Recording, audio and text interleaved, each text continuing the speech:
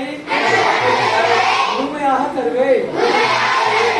போதைப் பொருட்களின் உற்பத்தி, நுகர்வு, பயன்பாடு ஆகியவற்றிற்கு எதிரான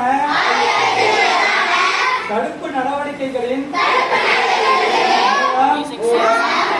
போதைப் பொருட்களை தமிழ்நாட்டில் இருக்க அரசுக்கு துணை நிற்பேன். மாநிலத்தின் வளர்ச்சிக்கும் மக்களின் நல்வாழ்விற்கும்